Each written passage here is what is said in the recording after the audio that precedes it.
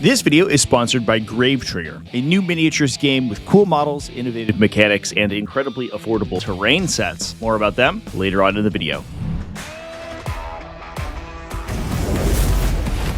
What's up, folks? Welcome back to TacticalTortoise. My name is Trevi, and it's time for another episode of Best Armies in Warhammer 40k. This is the weekly video series where we talk about undefeated results from the past weekend, and we have a hell of a show today because it was a huge weekend with multiple majors going down, not to mention the fact that we see an enormous shakeup in the metagame, with the metagame's defining list, the Mordaka Orks build, being heavily nerfed on Wednesday, a change that many events adopted because of the ubiquity of that build. It's currently 3 a.m. when I'm recording this because I'm getting back from the Battle to End Alzheimer's major. I'm very tired, so without further ado, let's dive into these results. We're starting with a metagame frontrunner that I was a little bit worried about when we saw changes occur to Mordaka. This being Chaos Daemons. That's right, it's not Aeldari. While Eldar are good, they haven't quite yet hit the representation that we're getting from these guys. Chaos Daemons took down the Battle to End Alzheimer's, Tennessee Elite Open, Montana Beer Hammer, Anzac Cup, and NCO Mudangjiang Division tournaments, coming out as the undisputed frontrunner with no less than 5 undefeated players. Aeldari did come out pretty strong, taking down the Iberian GT end-to-end, as well as the Modhammer GT. Drukhari also looking pretty good, using some of the new datasheets from the Eldar Codex in Perils of the Geekery and Bugle's Big Bash. Genestealer Cults also looking pretty good, going undefeated at Bedlam in the Berg, as well as the great game Gongai. Chaos Space Marines saw 2 undefeated results, one at the weekend's second major level event, the Firebug Open 2025, but also at Montana Beer Hammer. Adeptus Custodes had 2 undefeated results. One of them, however, was a XO&1. So they won the 36 Chambers GT. They had 4 wins and a draw at the Perils of the Geekery. And then we're moving on to Space Marines, which did great with a pretty broad representation of factions. This includes Ultramarines at the Battle to End Alzheimer's, as well as Montana Beer Hammer, Deathwatch at the Amarillo GT, Raven Guard at the GT Asturias, and Space Wolves at the Silicon Valley GT. Following that up with a bunch of other factions that have a single undefeated result, although this is actually not necessarily the case for Orks. Orks were undefeated at the Aprilis WCQ with a Warhorde detachment. Several Ork players did go undefeated with Mordaka detachments. However, I did not include those results in this week because that detachment has been changed. I'm not 100% sure whether or not the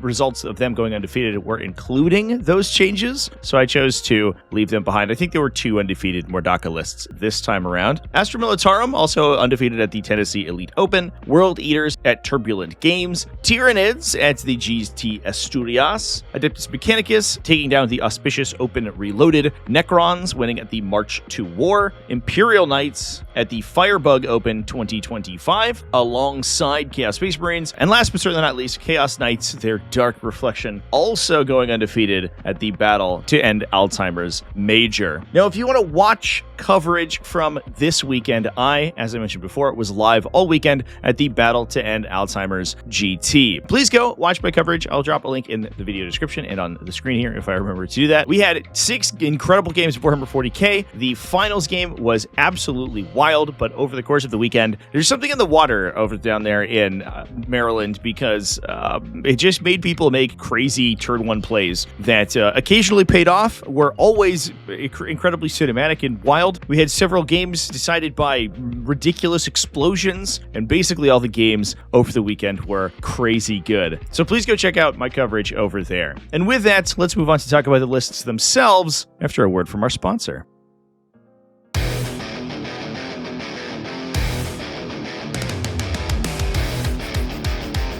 This video is sponsored by Grave Trigger, one of my favorite sponsors in a really long time. Grave Trigger is a brand new skirmish miniature game that takes place in alternative dimensions of post-apocalyptic biomechanical wastelands. The game has unique mechanics, including totally unique movement and action mechanics. Units are secretly assigned action cards during their activations, which determine what they do during that turn, but you have to make those decisions without knowing what your opponent is doing, which keeps the action fresh. Grave Trigger is currently available available on GameFound, so go join them in the link down in the video description. The base pledge for $85 gets you a ton of stuff, including miniatures, terrain, rules, and a fully playable narrative campaign mode, but you can also get additions like its punchboard terrain features at a huge discount. These terrain sets include an enormous amount of scatter terrain, as well as these enormous brutalist buildings, which are absolutely giant, and at least for a limited time on the GameFound, only $25 a set. This allows you to quickly and easily build up a ruined city in this unique style. So pledge for Grave Trigger today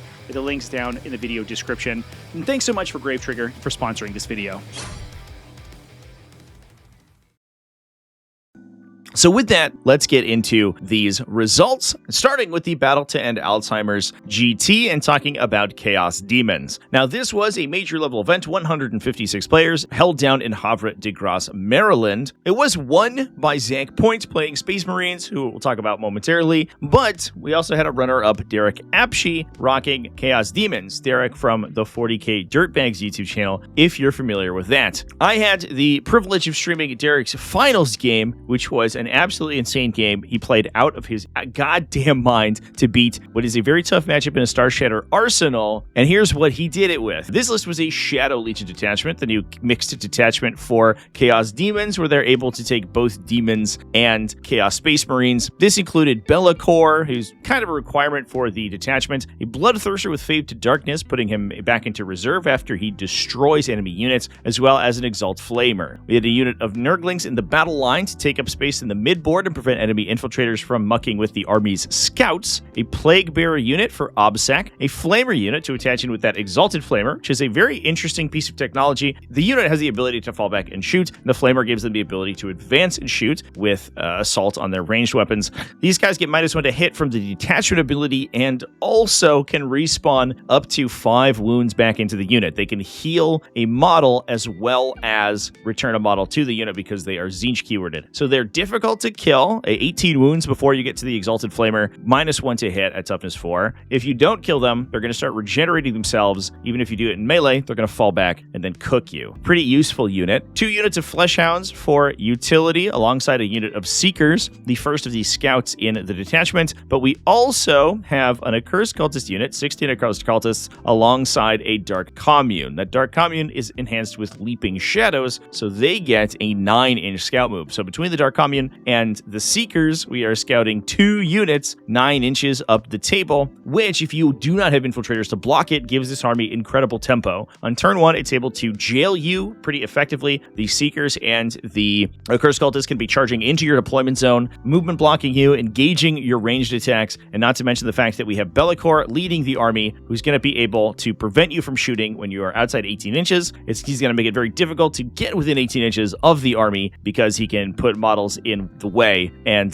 just prevent enemies from interacting with him. That's pretty important for our ranged element. 2 units of Chaos Havocs with Havoc las cannons to add some long-range shooting to the army. Again, Be'lakor can make these guys almost impossible to shoot back at unless you are basically across the midline of the table. That allows the Havocs to just, with impunity, continue to pile damage onto your units in the center. We then have a bunch of utility from the Chaos Space Marine Codex, including 2 Cultist Mobs and a Chaos Terminator Lord. The detachment has an up-down stratagem that can target up to 1 demon and up to 1 Chaos Space Marine unit. If the Chaos Terminator Lord is your target, he's going to be able to make that stratagem free, so you can pick him up as well as a demon unit, as well as all the Fleshhounds in the army for 0 CP every single turn. And that allows you to get a redeploying very small and hard to kill utility unit in the Terminator Lord, and then also something like the Flamers to jump around and cook your opponent's other utility stuff. Pretty useful little combination there. So all told, this army creates this enormous amount of tempo by putting these scouting units into your opponent's deployment zone really early. It then follows that up with that Bloodthirster. It's going to poke you with the shooting the entire time. If you push forward to deal with the stuff in the middle of the table, the Bloodthirster will counterattack you, kill whatever you have sent in, and then teleport away into reserve to then rapid ingress into Be'lakor's no shooting aura, and then come back in and do it again the next turn. So this army will attrition you down very effectively if you allow it to. It doesn't have a ton of damage on the table, but it has so many small utility units that it's able to fight over objectives in and score ridiculously consistently. And that is why this detachment is incredibly good. There was some representation from non-Shadow Legion Chaos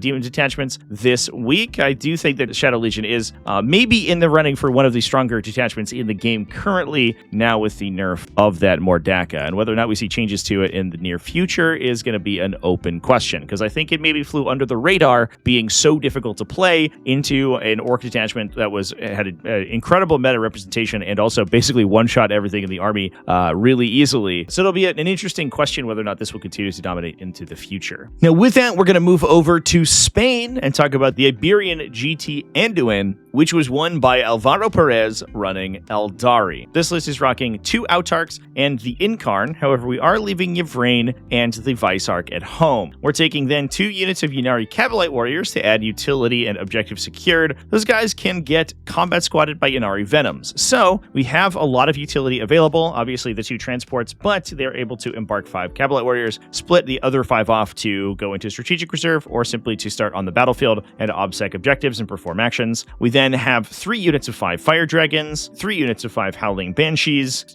2 units of 5 Striking Scorpions. Interestingly, a unit of 10 Swooping Hawks. These larger units do benefit fairly effectively from Lethal Intent, which is going to give these guys a ridiculous amount of movement to jump around the battlefield. We also then have 3 units of Warp Spiders as well. So we are missing some of the big bricks that we typically see from these Ynnari builds. We don't have things like 10 Dark Reapers. We don't have things like 10 Ynnari Incubi. We do have this big Swooping Hawk unit, which is going to be able to kind of scythe your opponent's light units down before repositioning, which is going to be triggered pretty often by the fact that we have, what does this end up being? Like 12 individual Aspect Warrior units between all of the little 5-mans running around everywhere. So just tons and tons of those guys, and as well as the 4 Cabalite Warrior units that we're going to be getting from those Venoms. So we have a ridiculous amount of board presence from the Aspect Warriors, and that's backing up that big brick of Swooping Hawks as well as the Incarn. There are some changes from what we typically see, but the bones of the Ynnari build is there. It is cool to see a slightly different build of the sub-faction, however. Now, with that, we're going to move over to Shawnee, Kansas, and talk about the Perils of the Geekery, a 45-player GT. This event was won by Cody Giroux, a Drukhari faction specialist, rocking the faction to an undefeated record 5-0 with the Reaper's Wager detachment. Now, for those who might have forgotten, Reaper's Wager is the detachment for Drukhari that allows them to play alongside Harlequins and can grant reroll hit and wound rolls of 1 to one faction or another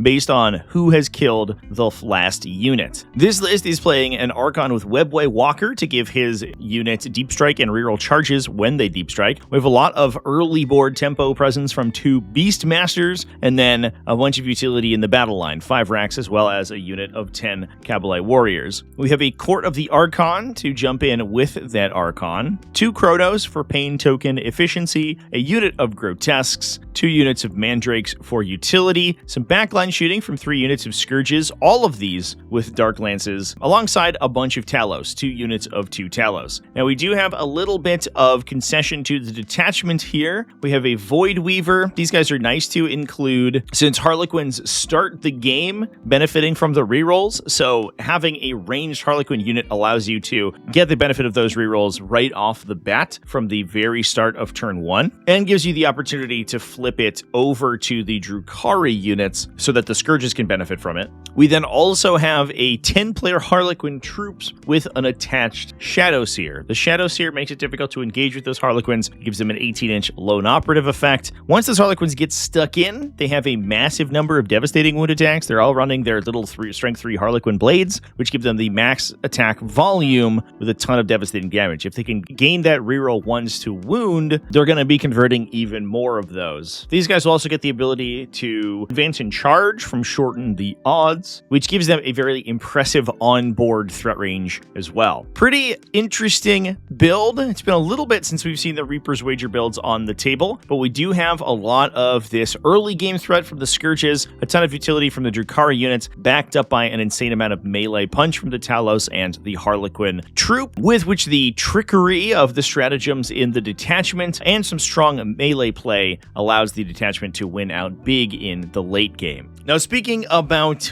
strong melee play, Let's move over to the Bedlam in the Berg, a 32-player event, Coraopolis, Pennsylvania. This event was won by Lawrence Paladin running Genestealer Cults. Not any Genestealer Cults, but the melee-focused Biosanctic Brood Surge. This is the really charge-heavy detachment, gives you bonuses to charge and bonuses on the charge, can compound that with additional bonuses when you charge additional enemy units, and gives you some pretty solid melee buffs for your trouble. This makes an incredibly aggressive detachment. In this case, Lawrence was including 2 Abominants, one of them with Alien Majesty, to reduce the OC of enemy units in engagement range, alongside a Patriarch with Biomorph Adaptation for additional damage and a Reductus Saboteur. We then had a smattering of utility units, 1 Auto Pistol Acolyte Hybrid unit. These guys just running pistols and probably sitting in the back and generating some CP off the back objective by performing dutiful work. We then have a bunch of Hand Flamer units, 4 units with Hand Flamers to fight over the middle of the table, 2 units of 5 Aberrants to attach into our Abominants,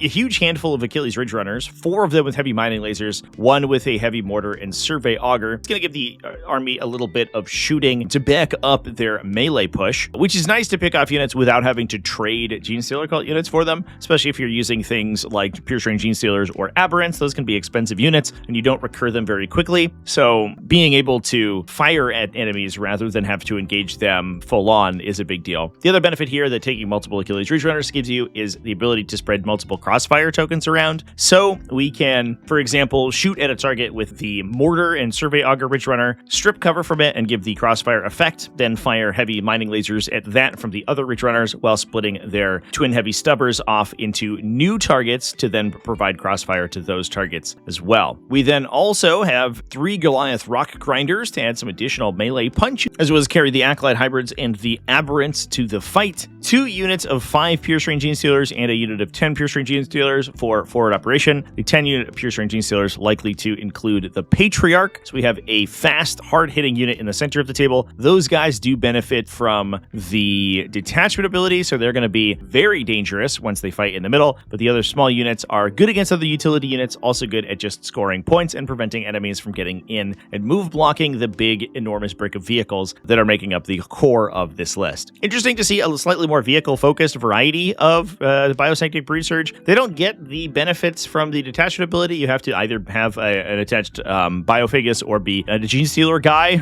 either an Aberrant or a Pure Strength Genestealer. So most of these little units are not getting those benefits. However, it does still give you a big, kind of diversified threat portfolio, I guess, where you get a bunch of different defensive profiles here. The Goliath Rock Grinders obviously presenting a much different face than the Pure Strength Genestealers or the Aberrants themselves, which can prevent your opponent from just like sort of dumping anti-tank weapons into the Aberrants and killing them fairly effectively, as we've seen happen in the past, which is actually kind of a neat inclusion, and certainly effective because this army did take down the GT. Now, with that, let's move over to Germany and talk about the Firebug Open 2025, the other major level event of the weekend, 156 players. This event was won by Imperial Knights, which I'm sure we'll talk about. However, also undefeated was William Furyman with his Chaos Space Marines. William was playing Renegade Raiders. This includes Abaddon the Despoiler, a Chaos Lord with Dread Reaver to give him rerolls when he's near his opponent's deployment zone, a Sorcerer and Terminator armor to provide that AP debuff effect to stack with the already very effective +1 AP when you're targeting enemies on objectives from the detachment ability of Renegade Raiders, so potentially +2 AP on all of your attacks, which is terrifying, especially if you are something like a Space Marine player with just a bunch of armor saves to protect you. This detachment is going to knock you down very quickly. We have some utility and trading units in the form of a Cultist Mob and 2 units of 5 Legionaries. We then have a single Chaos Rhino to house those guys in, 2 units of Chaos Bikers for some additional utility, and a bunch of Predators to gain the benefits of those AP buffs, 3 Predator Destructors, as well as a Vindicator. The Predator Destructors can then push their big autocannon shots to potentially AP3, combined with the detachment ability, and the Terminator Sorcerer which is quite a lot. That's very good, if I do say so myself. Likely attaching with the Chaos Lord is a chosen unit. He's going to be getting rerolls fairly effectively by himself, so he doesn't really need to be in a Legionnaire squad. The chosen will make him slightly faster with that advance in charge, however, so those guys can push out from the Rhino at a fairly long threat range and just trade for things on their opponent's deployment line. We then have a bunch of Possessed, 1 unit of 10 and 1 unit of 5 to kind of close things out in the middle of the table. Gaining things like advance in charge from Reaver's Haste can be incredibly effective for Possessed. They already have an above average movement characteristic already, but once you buff that even further, it makes the army very aggressive and allows it to play on its opponent's side of the table more often than not, which will give it the greatest control over your ability to score. Now, moving over to good old Stockport, England, let's talk about these 36 chambers. Tournament number 4. This is a 40-player GT held at Element Games and was taken down by Adeptus Custodes. Rory Andrew playing the faction in a Lions of the Emperor detachment. This is a pretty wild one because we are really character-pilled today. The army includes a Blade Champion, Shield Captain in Alaris Terminator armor with superior creation. That's going to give him the capacity to respawn himself. The detachment also has the ability to reuse once per game abilities when you pay a CP when you use them, to use the Gilded Champion stratagem. So you can potentially throw this guy into your opponent, reduce all of their incoming damage to 1. They finally kill him with a dramatic over-allocation of attacks. He then Superior Creations comes back. As long as you paid the CP to use Gilded Champion, you can do it again. So you can potentially blank their entire army for 2 separate phases, which is really scary. We then have a Dawn Eagle Jetbike Shield Captain with Presidius to give him Lone Operative and Stealth. Again, as long as these units are operating by themselves without being near any enemies, they get +1 to hit and wound. The Shield Captains and Dawn Eagles have a little bit of anti-synergy there because they already have +1 to wound on the charge from their lances, but it also works on their Hurricane Bolters, so they're firing a bunch of twin-linked 2 damage shots, which is good at sweeping utility units. We also then have a second Dawn Eagle Jetbike Shield Captain with Admata Mortis, the melee enhancement to give him a +3 strength, +1 AP, and +1 damage, putting him to strength 10 with Lance, AP 3, damage 3. That's a lot of damage, and these guys obviously will also get the ability to, after fighting, move back out of melee. Again, you can use Gilded Champion on that to use that multiple times. These guys are a nightmare to deal with. Last and certainly not least, we have another great target for that Gilded Champion, Trajan Valoris, who can use it to use his Moment Shackle multiple times over the course of the game. So as long as these guys are spreading out their use of once per game abilities, they could be an absolute nightmare to deal with. We then have 3 units of 4 Custodian Guard, just regular bare bones Custodian Guard. These guys are bringing Vexillus, so they are OC3, which is a little scary. We have a unit of 2 Alaris Custodians, probably to hang out with our Custodes Shield Captain. We have a unit of Custodian Wardens, likely to attach in with the Blade Champion. That's usually where he ends up going because they are a little bit faster. They're able to kind of present their more resilient defensive profile more quickly to their opponent. We then have a unit of Prosecutors, a unit of 2 Virtus Praetors to attach the Admata Mortis guy into. The other guy wants to be keeping that Lone Operative, so he's going to be by himself. Some additional utility from a unit of Witch Seekers alongside 2 Inquisitors, a Standard Inquisitor as well as Kyria Draxus. Both of these Inquisitors have very strong, devastating psychic weapons, so when they attach into Imperium Battle Line units like the Custodian Guard, and when those Custodian Guard are on an objective, you're going to be getting wound rerolls from them, which obviously combos incredibly well with devastating weapons. The Inquisitor Draxus inclusion is not a new piece of technology. She's been in basically every Custodes list since the start of the edition, but the Standard Inquisitor is also pretty interesting. He has a 2d6 shot devastating psychic shockwave, which benefits enormously from any of these reroll effects. Its base strength is really low, but if you're rerolling and just fishing for devastating, he's actually going to chip in a couple mortal wounds every time you shoot that unit. You can also Sentinel Storm to do that twice, which is obviously pretty effective. Importantly, these Inquisitors will also benefit from the detachment ability. It's a bit of a weird one, but it just requires that the units that are attacking our Custodes units, well, they won't get things like Martial Kataz because they don't have that special rule. They will get the detachment ability as long as they're attached to an Adeptus Custodes unit. So Inquisitor Draxus can be firing her 10 2-damage ranged attacks with full wound rerolls 2 times with +1 to hit and wound. So she's hitting on 2s, wounding most things on 4s or 5s with rerolls. vehicles, it gets wild. It's actually a lot of shooting from these units. You don't necessarily need Caladius grav tanks if you're playing this detachment, because you can get a similar level of damage just out of the regular Custodian Guard shooting, especially if you're not into super heavy armor saves where you really need the high AP from these guys. So super interesting list. It's cool to see kind of Golden Horde style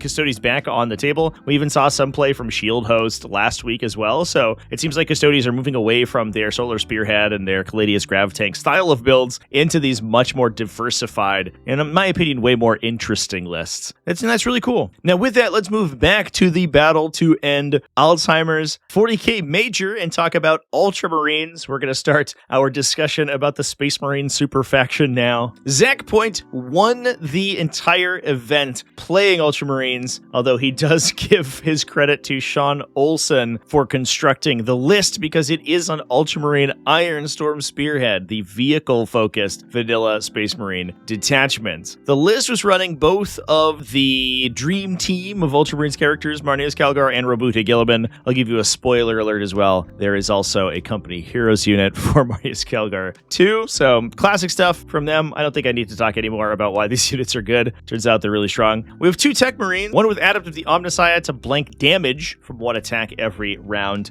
to a vehicle within 6 inches of the Tech Marine, one with Target Augury Web to give lethal hits to a vehicle within 6 inches. So we're able to both buff the defense and offense of our units with those guys. We have a single tactical squad. That's right, this army has a tactical squad in it, and it won a major. These guys are also, the coolest part, not even taking a heavy weapon. We took a plasma pistol and power fist on the sergeant, 2 plasma guns on the tactical marines, and 7 bolt gun guys. The reason for that is that we are playing these guys real fast and loose. We're not standing still in the back and shooting a las cannon. We are rocking them up in the middle of the table, firing multiple plasma gun shots. And the big benefit of the tactical squad is that it unlocks use of Firstborn Space Marine dedicated transport, which are basically some of the best units in the entire game. However, before we get to the rhinos, let's talk about all the big Primaris vehicles that we are taking in this list. Starting off, we have a Redemptor Dreadnought, pretty classic inclusion, very resilient, so he's able to benefit from a lot of the detachment abilities to add a very resilient front line to the army. The back line is similarly relatively difficult to kill. It is 3 Repulsor Executioners. These guys mostly in here for not only the fact that we can present essentially an almost unified T12 front to the army. They only have a 3+ armor save. They're not super heavily armored, but the high toughness characteristic is important here. And they have a good, well-rounded array of offensive profiles. We have one of them with a Macroplasma Incinerator, so some heavy infantry cooking with that big blast weapon, and then 2 of them with heavy laser destroyers. That's going to get the biggest benefit from the detachment ability, that floating hit or wound reroll on everything in the army. And then each one of those Repulsor Executioners is firing approximately 2 million shots from its smaller weapons. Twin Heavy Bolters, Icarus Rocket Pod, Iron Hail Heavy Subbers, Twin Iron Hail Heavy Subbers, Defensive Arrays, Heavy Onslaught Gatling Cannons. It's a trillion shots, and it takes about 5 minutes to resolve each one of those. Zach did run into some clock problems, I think, over the course of the weekend, but obviously that was worth it since he did win all of his games. Now, we also then have 2 Rhinos in the army. So for 75 points, we get essentially a relatively tough to kill utility unit that benefits from all of the Ironstorm Spearhead synergies. So you can use things like Adept of the Omnissiah on them to blank incoming damage to make them kind of hard to kill. You get a Hunter Killer Missile, which is a very good target for that floating reroll. It makes it very consistent, especially if it is shooting into its Oath target. It's going to get a hit reroll for free, and then a wound reroll off the detachment ability. Makes it very good at punching through a lot of targets. The tactical squads have the ability to combat squad into 2 little units of 5. You can rock all the plasma weapons in 1 unit to make a little devastating kind of squad. You can also just take 2 units of 5 with a single plasma gun. They can use the firing deck off the rhinos to shoot at things, and that allows you to embark in both rhinos so they don't explode on turn 1. It's very difficult to source things to go into rhinos these days because they only take Firstborn Space Marines and Tacticus guys who are inside Firstborn Space Marine squads. So you need things like Tactical Marines to actually be able to bring these guys, but that gives you a total of 4 utility units that you can use to bulk up the unit count in this otherwise very limited unit count army. The army is essentially besides these rhinos, 4 vehicles and 2 characters between Marneus Calgar and Robuta Gilliman and the 3 Repulsor Executioners and a single Redemptor. That's essentially it, right? The Tech Marines are kind of utility little support guys that are mostly glued to the vehicles. They don't really go out super hard on their own, but we need more units and resilient units at that to allow the army to continue to score, and the tactical squad plus 2 rhinos brings that for just 300 points, which is pretty neat. Now, I had the opportunity to stream Zach over the course of the weekend playing this army. He typically played the Rhinos out in front, used them to screen, used them to perform actions, and essentially he forced his opponent to commit into them to actually stop him from scoring points. He played the army very aggressively, generally speaking, and that allowed the Repulsor Executioners to counterpunch whatever would come and attack the Rhinos. If anything moved up to fight with him over the center of the table, he has the Redemptor Dreadnought to fight them. He also has the obviously very scary threats of Marneus Calgar and Rabute Gilliman. I think it's important to note as well how efficient these guys get made by the Ironstorm Spearhead Detachment ability. Getting a hit reroll, for example, on Marneus Calgar, who is twin linked on his wound roll, or getting a hit reroll on Rabute Gilliman's Hand of Dominion are some of the highest value hit rerolls that you can be sourcing in Space Marines because their damage output is so high. So these limited attack volume melee attacks that do 1 trillion damage is very useful thanks to the Ironstorm Spearhead there. So really interesting build from Zach. Huge congratulations to him for taking down this big major. And obviously Zach, aka Prospero, friend of the channel, who we often have on over on Twitch as well. So nice to see him doing well. Now that's not the only Space Marine to do well this weekend, because we're going to go over to the Amarillo 40K Grand Tournament. This was a 34-player GT, played in Amarillo, Texas, and this was won by Colton Havens playing Deathwatch. Colton was running a classic Black Spear task force. We had a Gravis Armored Captain with Tome of the Ectoclades to double the effectiveness of our Oaths of Moment once per game, a Judiciar with Thief of Secrets. That's going to enhance that guy once he starts killing people, which is obviously very good on a Judiciar. It's already getting benefits like that, but also getting fight first on his unit, so he has a pretty high chance of being able to kill people. We have a Combi Weapon Lieutenant as well as a single Watchmaster. The army is interestingly playing multiple units of Deathwatch veterans, a big unit of 10, probably I would assume to attach the Watchmaster into to give them advance and charge, and shoot and charge, I should say. So that allows you to go in, shoot your 2 frag cannons and Infernus heavy bolters, clear a screening unit or something, and then go in with 4 Thunderhammers on your true target. We have another unit of 5 Deathwatch veterans that might be attaching in with the Judiciar alongside an Intercessor squad. We have 2 Rhinos to carry those guys around. Again, Rhinos are so good. And in this case, we have actual real units that aren't tactical squads to actually unlock them, which is sweet. Following that up is 2 units of Deathwatch Terminators. These guys are able to take Storm Shields and a combination of Cyclone missile launchers as well. So you're able to get a pretty resilient first couple of models in the unit by presenting a 4 wound, 2+ save, 4+ invulnerable save frontline. And those guys are protecting 3 Cyclone missile launchers, so 6 big anti-tank shots in the back. Alongside a single Indomitor kill team to attach with that Gravis Captain. These guys taking 2 heavy bolt rifles, 3 aggressors with Flamestorm gauntlets, 3 Eradicators, 1 with a Melta, 2 with Melta rifles, as well as 2 Deathwatch heavy bolters. So we have a total of 4 intercessors with 36-inch range bolt shots, either 2 damage heavy bolt rifles or 3 damage heavy bolters, alongside the Flamestorm gauntlets, plus 4 d6 damage Melta attacks. When they target the closest thing, those all get +2 strength, so they go to somewhere between strength 7 and strength 11 between the bolt rifles and the heavy bolters and the Melta rifles. Obviously, you can do all sorts of stuff to affect those attacks in this detachment, give them extra range, extra AP, ignore cover, whatever you need to in the situation. We then also have a Stormspeeder Thunderstrike. Big downside of these units is that they are medium strength, so they're a lot of strength 7 and a lot of strength 11. They're good into mid toughness vehicles. The Thunderstrike and their AP, I should mention also, is crazy once you start adding ignore cover or Kraken bolts into the unit. The Stormspeeder Thunderstrike gives you +1 to wound against vehicles, so you can combo that together by just one shot basically any vehicle in the game, as long as you can get in Melta range of it. We then also have a Talon Strike kill team to further give us some additional high volume, high AP shooting. They get +1 AP when they drop onto the table. You can further improve that with all the special issue ammunition we just talked about. We're rocking 5 Assault Bolters in that unit, plus 5 just regular jump intercessors. So we have 15 Sustain 2 twin linked shots that can benefit, that are a minimum AP2 when they're dropping onto the table, and can benefit from all of those special issue synergies, which is cool. Pretty classic stuff from Deathwatch. Nice to see them doing well this week. Now let's go back to Spain and talk about the GT Asturias. This was a 48-player GT and was won by Tyranids, who we'll talk about momentarily, but I also want to talk about Adrian Koba's undefeated army, 5-0, with none other than Ravenguard. That's right, everybody. A Ravenguard army has 5-0'd at GT this week, which is sick. This is a Gladius Task Force build. We are leaving all of our Ultramarine stuff at home. Who needs Marneus Calgar and Robooti Gilliman. Those guys are crutches. Instead, we're going to take 2 standard captains, one of them with Honor Vehement, to give him +1 attack and strength, +2 attack and strength when he is benefiting from Assault Doctrine. Obviously, these captains can use Finest Hour. They get 1,000,000 attacks. A good place to concentrate buffs for things like Honor the Chapter for +1 to wound, as well as potentially +1 AP if you're in the right doctrine. So this is a classic unit. It's been a while since you've seen captains, I think, outside of like Blood Angels, essentially, but they've always been good. They've never really gone anywhere. We have a Gravis Armor Captain with Artificer Armor. This guy usually just acts as a utility unit. He's very difficult to kill with damage reduction, plus a feel no pain, plus a strong armor save, and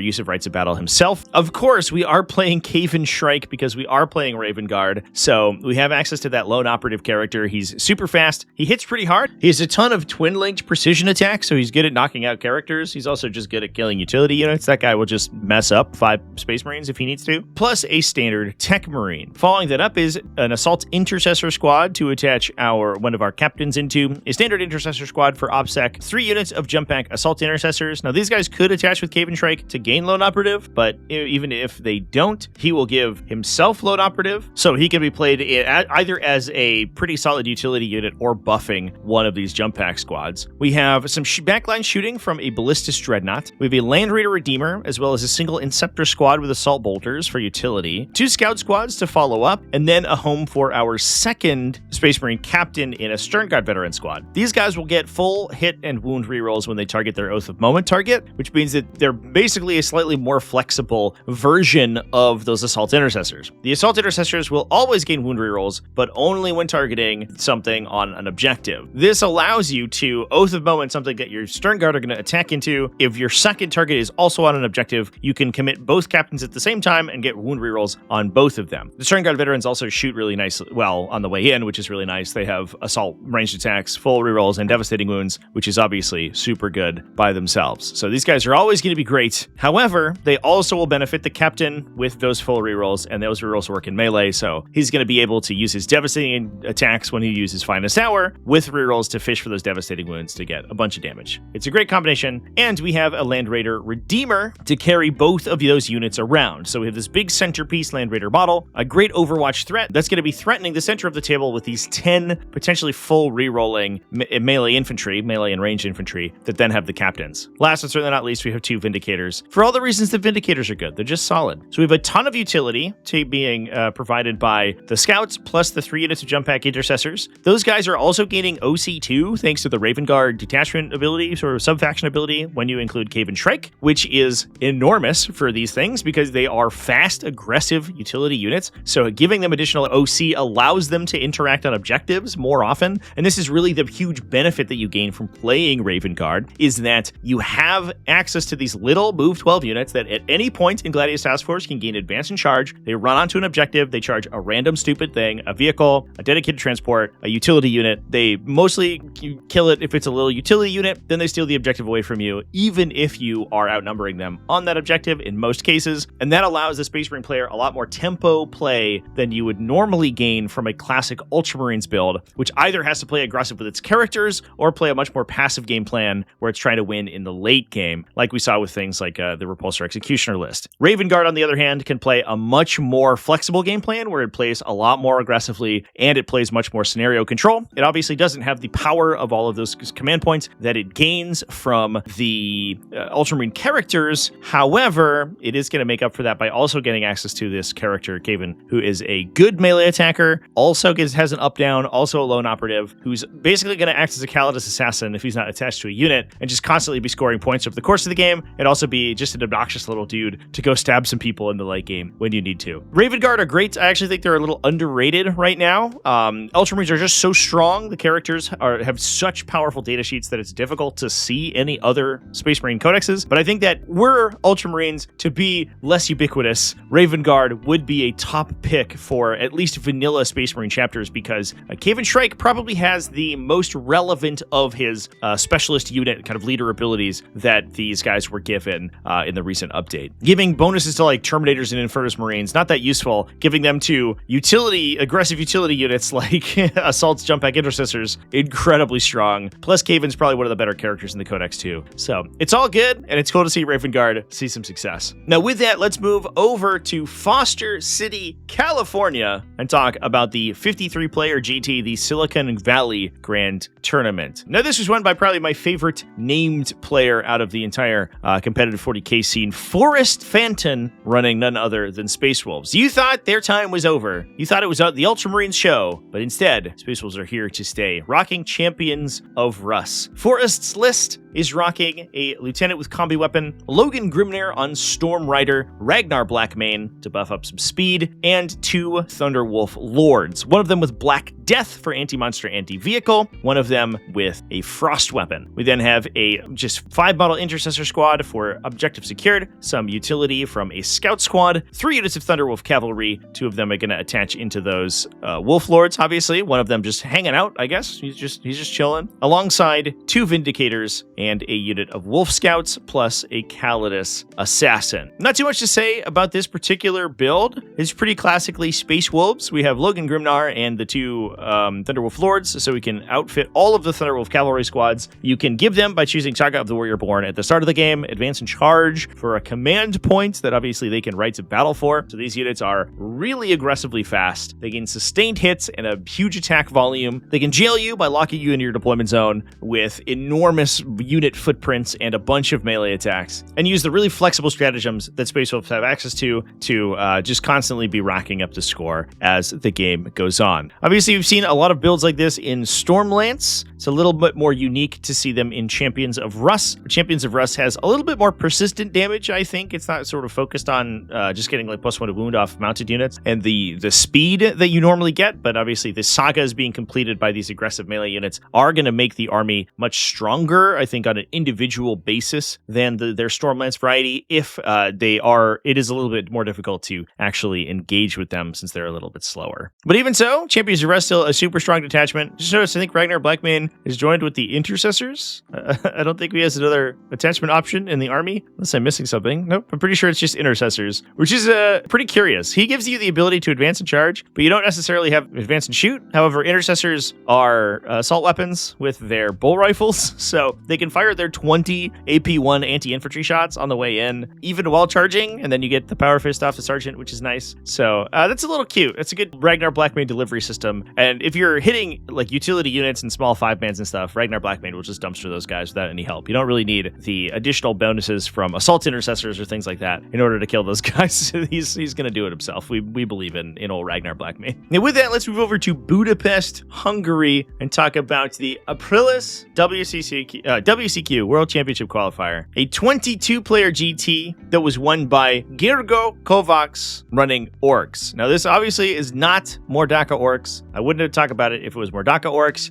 Instead, Gergo was running a Warhorde. This included a Beast Boss, 2 Big Mechs with shock attack guns, Gaskell Thraka, the Great Man himself, plus a War Boss with head, Wappas, kill, Choppa to give that big boy devastating wound. Following that up are 10 Beast Snagga boys to hang out with the Beast Boss, a bunch of trucks to carry the boys around, 4 trucks, normal stuff, alongside 2 Flash Kit units. These guys are pretty good just to sweep utility stuff and just act as little utility units themselves. Nice to have around, and they have a bunch of Choppa attacks if they get into melee as well. We have 2 units of 10 Gretchen for utility ourselves, plus a little bit of anti-move block technology in a unit of Commandos. They can string in front of the army to prevent enemies from coming in and messing with the trucks, or you can just use them to be utility units in the center of the table. We have a unit of Mega Knobs to hang out with Gaskell, big unit of Knobs to attach in with the War Boss, alongside 2 units of Storm Boys, and 2 units of Tank Busters to attach in with the Shock Attack on Big Mechs. Obviously, the Big Mechs don't really have any internal synergy inside of Warhorde. You can use Art as Nails on the Tank Busters to make them kind of annoying to kill, which is pretty common, to be honest. It makes it so that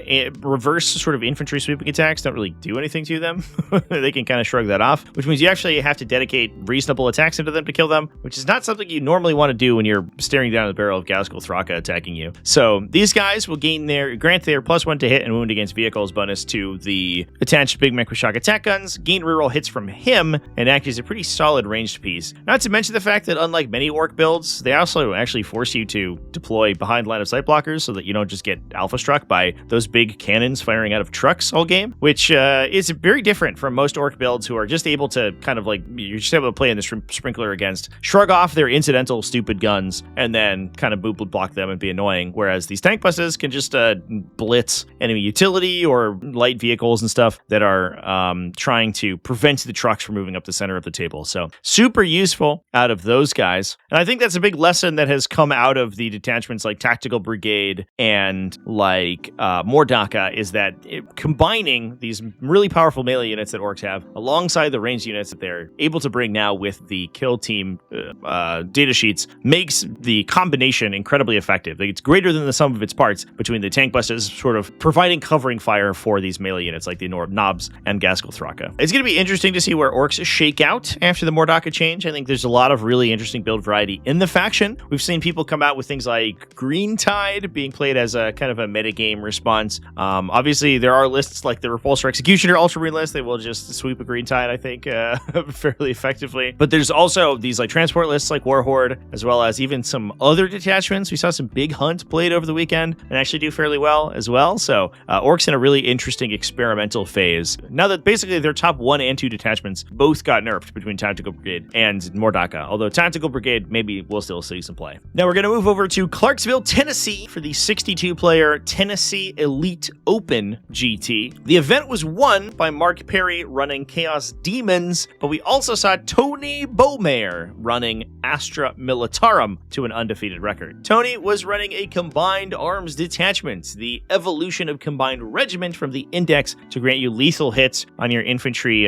regiment, and squadron units depending on what you target with them. This includes double Cadian command squads alongside a Militarum Tempestus command squad, an Ogren bodyguard who can jump into one of those units and make them significantly more difficult to kill. He actually does enter the unit, so he changes their toughness characteristic. Since you always default to the highest toughness characteristic in a unit, an Ogren bodyguard attached into a command squad will essentially make them toughness 6 until the bodyguard is killed, but you don't actually have to take saves in the bodyguard. So enemies can attack into toughness 6, but you can take those saves on the regular veterans in the unit, for example, before you even touch the Ogren, which makes them just much harder than normal to kill. Obviously, once they attach into a unit, that changes, but when they're by themselves, they will be benefited from that effect. We also then have a Rogel Dorn commander with Grand Strategist for additional orders, and Ursula Creed. She can legally attach in alongside a Cadian squad with the other Cadian command squad to then broadcast orders using their master box. We then have a unit of Cadian shock troopers, a big unit of 20 Death Corps of Krieg, alongside 2 Toroxes, a Hellhound to strip cover, 2 Kazrakin squads to attach in with those Toroxes. Those guys can then give the transport scout. They give you a pretty good alpha strike. They can multi-mine people, jump out of and give themselves orders with Warrior Elite, then multi-gun people and plasma gun them and do a bunch of damage, and act as a big tempo play for the Militarum army. We've double Lehman Russ battle tanks for some reroll shooting. They get rerolls targeting enemies on objectives, which obviously will then combine with the lethal hits for additional criticals when they roll into 6s to get those automatic wounds into monsters and vehicles and stuff. We can give those guys +1 AP from a Lehman Russ Exterminator. Also, potentially reroll once they hit on other things that aren't the Lehman Russ with a Scout Sentinel, plus a big unit of Tempestus Scions to attach in with that Tempestus command squad. Pretty standard stuff for Astra Militarum. No indirect fire in this list, actually. We aren't seeing any of the normal mortar squads that we've been seeing, but we do have a lot of sort of tempo plays. We have the Kazrakin that can run up in the Toroxes, run up in the center of the table. Follow that up with the Cadian command squad, which is a little bit tougher to kill. This is the second Cadian command squad can be ordering all that stuff with Ursula Creed's orders, and then we have a backline of a Rogel Dorn and 3 Lehman Russes that you have to kill after you deal with that, and also the Tempestus Scions that are running in there as well. So a lot of diversified threats and really powerful ranged attacks from this detachment, which is what you would expect to see out of an Astra Militarum army, and especially one out of this detachment. Now let's move over to World Eaters. We're going to talk about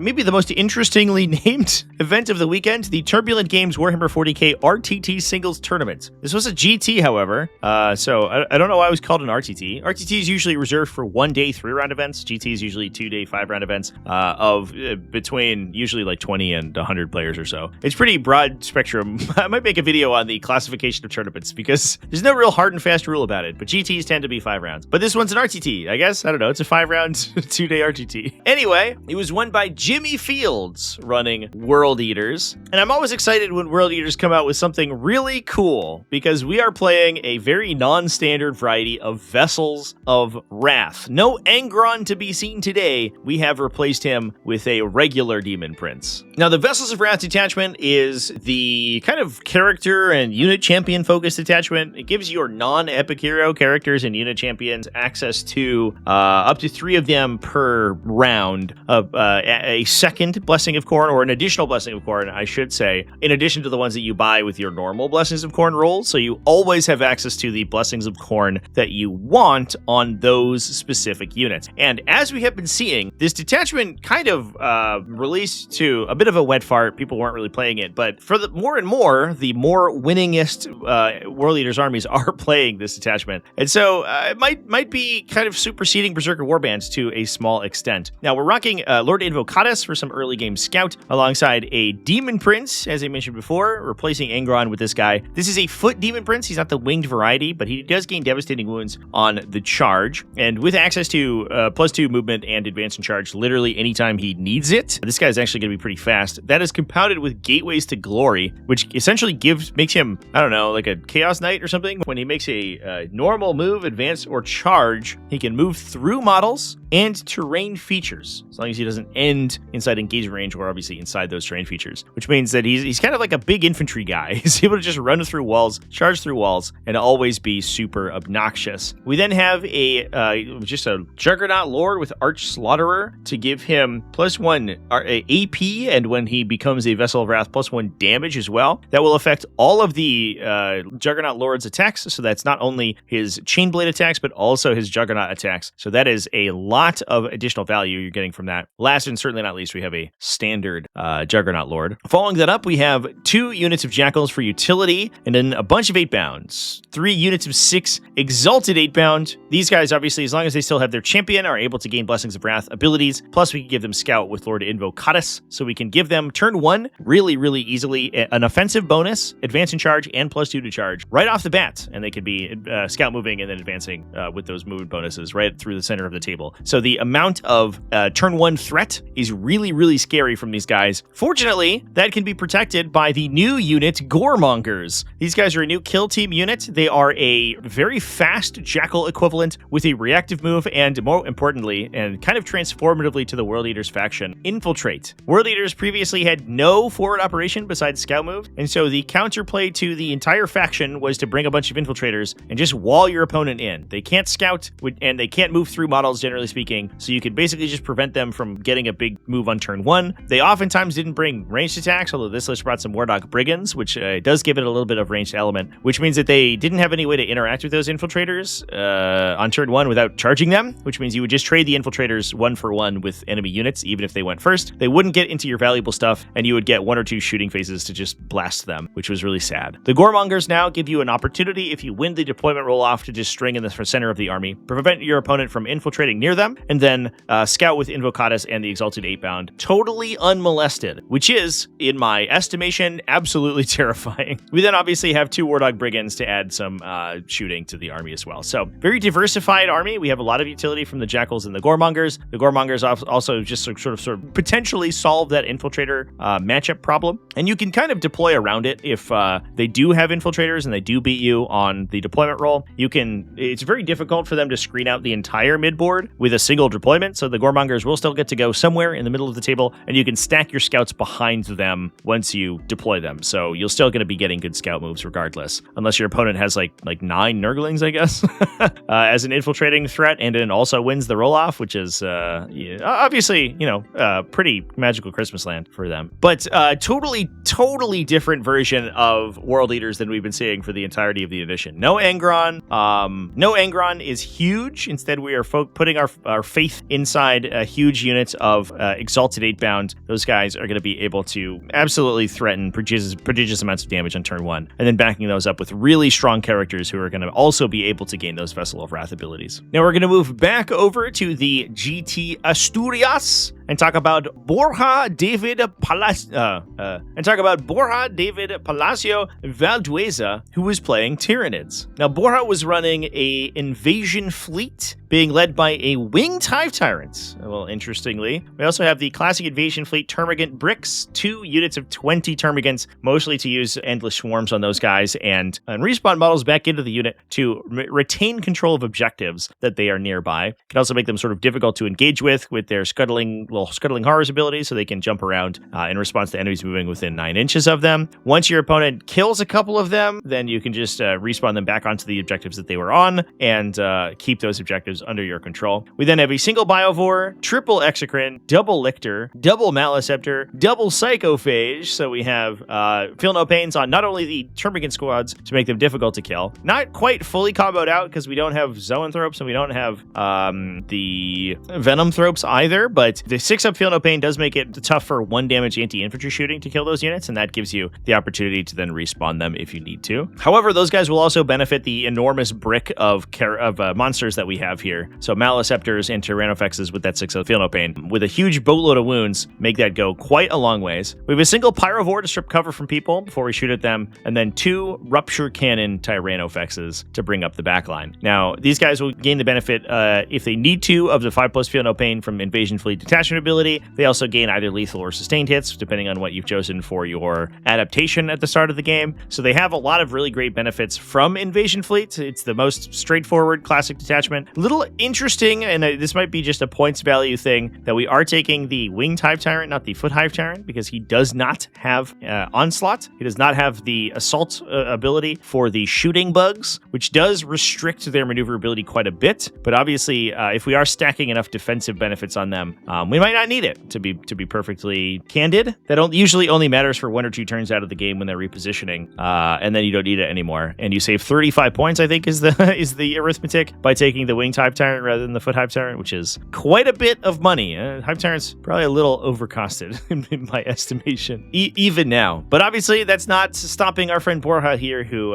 did end up taking down the GT with this list. Now, moving down to Australia, we can talk about the Auspicious Open Reloaded, played in Cranbrook, Queensland, and was run by Hugh Ellman running Adeptus Mechanicus. And not just any normal Adeptus Mechanicus that we would expect. This was a Cybernetica cohort, which is absolutely sick. This grants your Legio Cybernetica units like your Datasmiths and Castellan robots the standard army rule, so they're going to gain access to Conqueror and Protector Doctrinas. We are taking 3 Cybernetica Datasmiths, one of them with Lord of Machines to mess with nearby enemy vehicles, one of them with Arch Negator to give him anti-vehicle 4, and one of them with Necromechanic to blank incoming damage on vehicles. Following that up, we have a bunch of battle line units to benefit from those Doctrina imperatives. We have a unit of Rangers, as well as 3 units of Skitarii Vanguard. We have a Scorpius Dune Rider to carry some of those guys to the fight, and we're following that up with 2 units of 4 Castellan robots to attach those Cybernetica Datasmiths into. In addition to that, we have 2 Onager Dune Crawlers. Those guys are also going to get the benefit of things like Necromechanic, because they are vehicle keyworded, obviously. So with their pretty strong defensive profiles, 2+ armor save and 4+ invulnerable save, they're going to be able to kind of duel with a lot of potential incoming attacks. We have some more utility from a unit of Taraxi Sky Stalkers, as well as a Sicarian Infiltrator Squad, a Culexis Assassin, as well as Inquisitor Draxus, who can jump into whichever one of these Skitarii Vanguard units is jumping into the Dune Rider. That benefits her from fire support, so she's going to get wound rerolls on her weapons. Basically exactly the same combo that we saw from Adeptus Custodes. Getting wound rerolls on Inquisitor Draxus is always good. But obviously, the big headliner of the list are these 2 Castellan robot units. The vehicles, the Onager Dune Crawlers can also benefit from most of the detachment synergies, but the Castellan robots are the best place to spend your CP on. You can gain things like being affected by both imperatives from the detachment, additional movement, +3 move and +1 to advance and charge, hit rerolls, modifier ignoring, enhanced ballistic skill characteristics, a bunch of buffs for them. They are all keyed to stratagems, so it is a little difficult to get access to all of those, but they do have the buffs you need for the specific situation. And obviously, on a 360 point unit of enormous vehicle robot guys, that is a very good efficient use of your 1 CP to affect those guys with a strategy. Now we talked about Adeptus Mechanicus. Let's move over and talk about their I guess Dark Reflection Necrons at the March to War at Warpfire Miniatures GT, a 24-player event in Ocala, Florida. We saw none other than the man himself, Richard Siegler, go undefeated with Necrons. Richard was playing a Star Shader Arsenal build. We actually watched this one play a couple times over the course of the weekend at the Battle to End Alzheimer's, and we saw Necrons in general do fairly well. A lot of pretty high-scoring Necron players over the course of that weekend. Downside is we didn't see many of them go undefeated, but obviously Richard Siegler has the skills to pay the bills. He was running a relatively standard Star Shader Arsenal build. This included a Catacomb Command Barge with Dread Majesty, 2 Technomancers, one of them with Chrono Impedance Fields to give him the -1 damage to vehicles ability, and last but certainly not least in characters, the Silent King. We have a Canoptic Reanimator, 2 units of Canoptic Wraiths, so a ton of mid-board presence for this army, and those Wraiths are going to be further improved by the Catacomb Command Barge, giving them +1 OC. Big downside of Star Shader Arsenal is that if it's focused on the vehicles exclusively, who gain most of the detachment abilities, it has a tough time holding objectives. But obviously the Canoptic Wraiths plus the Catacomb Command Barge change that arithmetic quite a bit, because it gives you a brick of basically impossible to kill super high OC models. We then have 2 units of 2 Cryptothralls to attach in with those Wraiths and soak additional damage from them. Those guys can then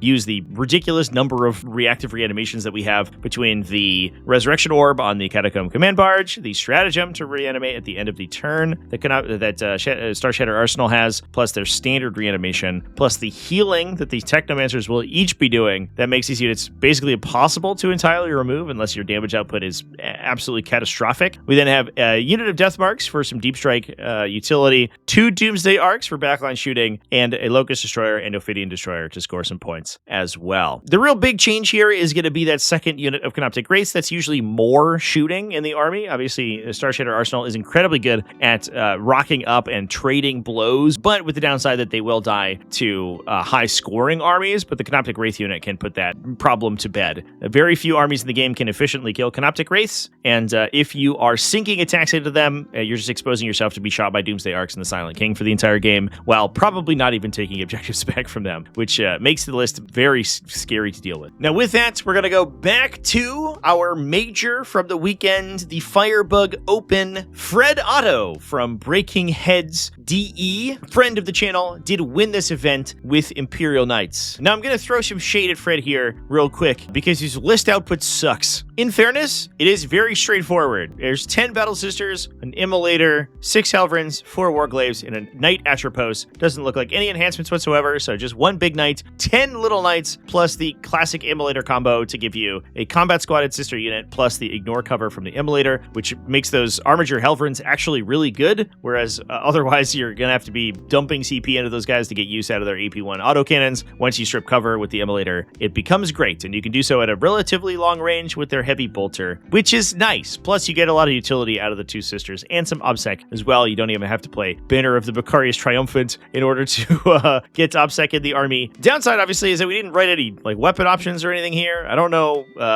what that Immolator has. Is it Flamers? Is it Meltas? I don't know. It's probably Flamers. The Flamers are pretty good at Knights. What about the Armigers? So the Warglaves running Meltas? Are they running Stubbers? I don't know. But in any case, it's a very quick army to talk about, and for that I appreciate, because I'm 2 hours in my recording and I'm ready to fall asleep. It's 4 a.m. guys. Oof. Support me on Patreon so I feel better about staying up this late. Now with that, let's move on over to we're moving back over to Battle to End Alzheimer's for the final list of the week. We're here. It's Chaos Knights running a Traitorous Lance. Tyler Principio, Chaos Knight Extraordinaire, went undefeated 6-0 with the list. We did also watch him on stream at least one time, and this list looked incredibly effective. This includes 2 Wardog Stalkers, not 1, but 2. One of them running Lord of Dread to force battle shocks to enemies that he's engaged with. The other one with Aura of Terror to gain some additional objective secured, although there is more objective secured in this list. I'll give you just a little bit of a spoiler. We then have 4 Wardog Brigands to provide shooting, Havoc multi-launchers on all of those guys. Pretty standard stuff. That's backed up by a bunch of Wardog Carnivores, 4 Wardog Carnivores as well. So 10 total Wardogs in this list. Those guys also running Havoc multi-launchers. Then we have a bunch of utility. Nurgling unit for infiltration, a Beast of Nurgle for scout, Pretty nice to have that guy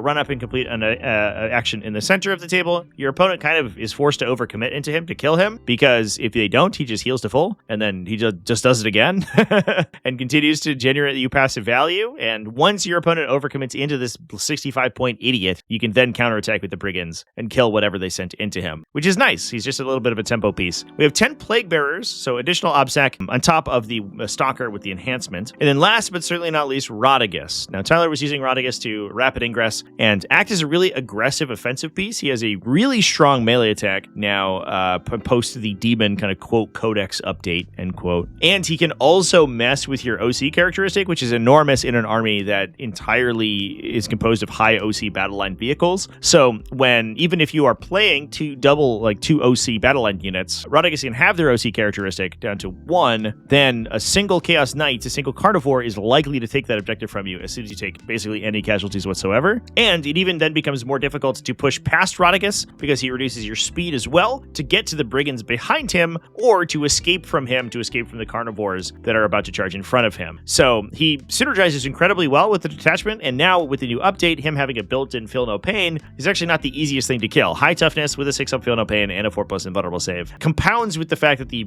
almost entire rest of the army is a T10 vehicle by itself, so it's difficult to have enough anti-tank to deal with both all of the War Dogs and Rodigus at the same time. Not to the first time we've seen Rodigus played in these styles of lists, but obviously this one, it was very effective going 6-0 at the bed. And with that, folks, we're going to move over to our supporter Q&A. Now, for those who don't know, I do a Q&A section at the end of each of these videos, available to Patreon and YouTube channel members. If you want to participate, please consider supporting the channel either over on Patreon or on my YouTube channel membership. You can find links to both of those down below the video, either in the description or down there with the little join button. Try clicking on that sometime. That'd be pretty neat. And I answer your questions every week. So this week's question comes from Marcus Laws 6937, who suggests doing a video about supplemental items that help speed up gameplay. Marcus says, we've seen a lot of players clocking out at events. I find that printed datasheets, deployment zone markers, buff indicators, and other items help. Do you have advice on what to take and how to keep costs down? Marcus, that is a great question. Now, in terms of costs, I think that's a little bit of a tough. If you're talking about very specific sort of measuring tools, those are things that are likely to run a premium. I do think that there's some stuff that you can find kind of in your everyday life, or you can make yourself. That will certainly help. A big one that I find are just sort of 9-inch measuring sticks. That makes measuring for deep strikes and rapid ingress and screening so much easier. There's so many times where you have people like measuring 9 inches individually and then placing dice and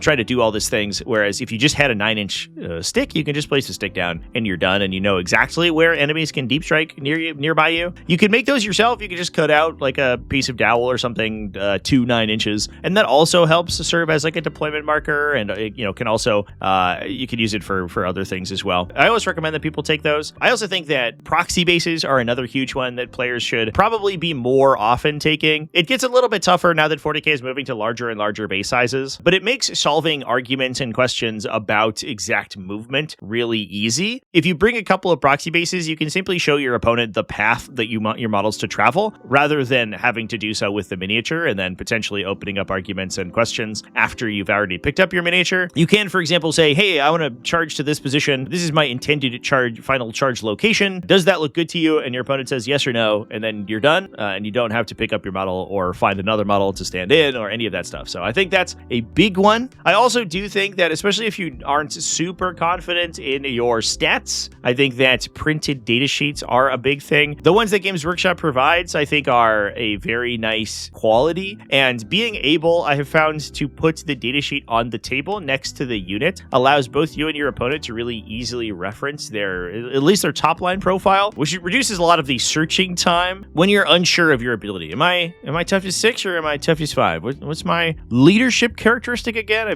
very rarely use that. If you just have the card on the table, it's much easier, especially if you are still learning a new army. Other than that, I think if you are looking to speed up your gameplay, practice is the name of the game. Making sure you know what your stats are, making sure you know what your turn 1 movements are, prepping a couple of games with the terrain layout that you're going to go play, so you know what your plan and your deployment looks like. That is going to shave precious minutes off your clock. Also, having a good grasp of the core rules as well allows you to quickly answer any questions and things like that, and that can sometimes burn a lot of clock if there's a particularly complex rules interaction that you don't know. So doing some rules studying will certainly help in that case. That's less peripheral stuff that you can bring with you, but it is just general good advice to speed up your game. Also, sometimes there's attacks you don't need to make. If you're shooting all of your pistols every turn into like vehicles and stuff, you don't need to do that, and it usually eats time off your clock that you don't necessarily need to do. It is giving up efficiency from your army, but if clock is something that you're particularly worried about, there are a lot of ways that you can shave additional blank action off of your game plan that will save you time in the long run. But with that, everybody, that's going to be it for this episode of the best armies at Warhammer 40k. Let me know down in the comment section which of these armies is your favorite. I'm going to spend a couple hours editing this and then be really tired. That's it for me, folks. Remember to keep it classy, folks. Have happy wargaming, and I'll see you in the next one.